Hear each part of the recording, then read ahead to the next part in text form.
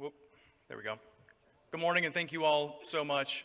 I'd like to thank INCD for hosting us here this week and for their unwavering partnership with the United States.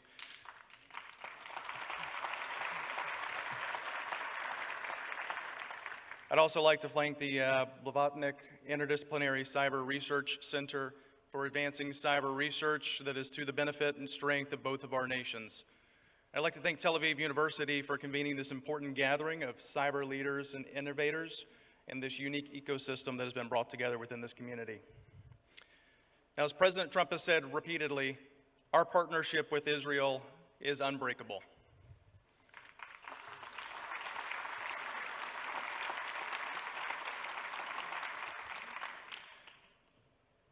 I have to underscore for you that this partnership is now absolutely essential more than ever before in cyberspace.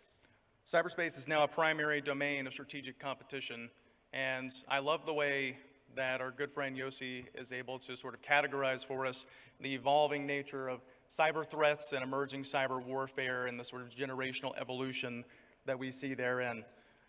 The most significant and comprehensive threat that we face in this regard over the long term, both as we look to 2027 and beyond, is absolutely and unequivocally from the People's Republic of China. China is engaged in a long-term cyber campaign designed to not only gather intelligence, but to shape the battle space, pre-positioning in critical infrastructure for use during crisis or conflict, not for the purpose of gathering intelligence or for learning more to support defensive missions, but to pre-position for the purpose of creating a societal havoc and chaos within our civilian infrastructure. Israel sees similar activity: persistent reconnaissance, low visibility intrusions, and attempts to access defense, industrial, and civilian networks. While China is not the only threat, Russia continues destructive attacks and supports ransomware groups. Iran targets hospitals, industrial systems, and civilian services with increasing boldness. North Korea leverages cyber theft to fund weapons programs and to skirt sanctions. Criminal ransomware groups continue to cause widespread harm. The Chinese operators are embedding themselves in our water, in our energy grid, in our cloud, our telecommunications, and our identity systems. Their objective is to pressure democracies, to delay our forces' mobilization, to disrupt daily life, and to weaken national resolve during a time of and leading up to crisis. U.S. and Israeli intelligence and our cybersecurity efforts align in this regard. China is building options, as well as other significant and mature cyber risk actors, to hold civilian critical infrastructure at risk while masking its operations behind routine network activity. This is why our U.S.-Israel cyber partnership matters more now than at any other point in history. We continue to shift our operational focus under this administration to detect and disrupt Chinese pre-positioning, accelerating detection of China-linked tradecraft across cloud, identity, and importantly, our operational technology and industrial control systems. Operational collaboration with Israel to refine these indicators and analytic techniques is essential, not just for our success as a bilateral partnership, but as part of our wider global success as we seek to continue to engage the international community and global leadership in this regard. We must make efforts to harden critical infrastructure against nation-state intrusion, driving adoption of strong identity protocols, secure by design practices, improved logging, and increasing the telemetry upon which our nations are going to continue to rely at a time of conflict.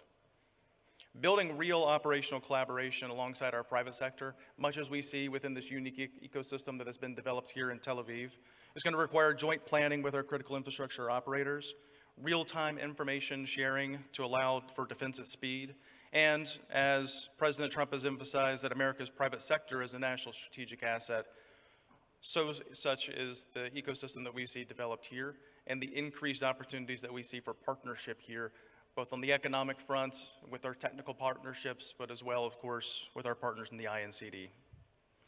As we continue to prepare for national-level cyber incidents, these incidents will be multi-sector, multi-actor, and multinational as we move to confront the evolving nature of the poly crisis. And part of my background and my history, I also had responsibilities for physical physical, emergency response as well. Wildfires, hurricanes, typhoons, earthquakes, and the like.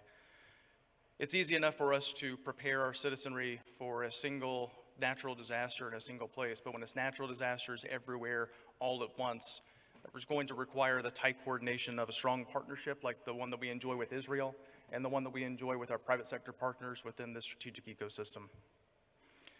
Now, Israel remains one of America's closest and most capable cyber partners, and our cooperation spans intelligence sharing, operational exchange, resilience planning, and emergency technology research. That collaboration serves as the strategic multiplier against shared adversaries, as I've outlined today. Now, the threats from China, Russia, Iran, and other actors are real, but so is our collective strength. The U.S.-Israel cyber partnership is a decisive advantage. Together, we will raise the costs on adversaries. We will defend our values that our nations share, and we will continue our strategic engagement opportunities to operationalize the intelligence and to ultimately, hopefully, build a partnership that over the long term will be resilient enough to counter the effects of the cyber warfare evolution as the Director General outlines in his earlier presentation. So in closing, I just want to thank again our partners at the INCD, the Blavatnik Cyber Research Center, and Tel Aviv University again for their leadership in bringing us together. Our cooperation is going to define the next decade of cyber defense and becomes the essential element of defending the essential services that our citizens have come to rely upon as they put special trust and confidence in us and the service provider network within our private sector ecosystem. Thank you so much for your time, and I look forward to working with you.